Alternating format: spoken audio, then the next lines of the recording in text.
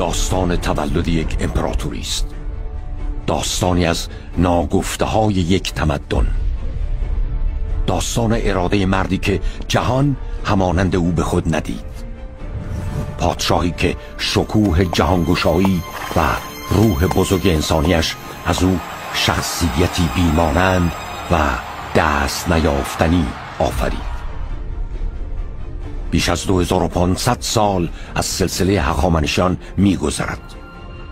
فرمانروایی های بسیاری در جهان پدیدار گشتند، به قدرت رسیدند، جهان گشایی کردند، بر شاهان دیگر غالب شدند و فاتحانه تاج افتخار بر سر نهادند.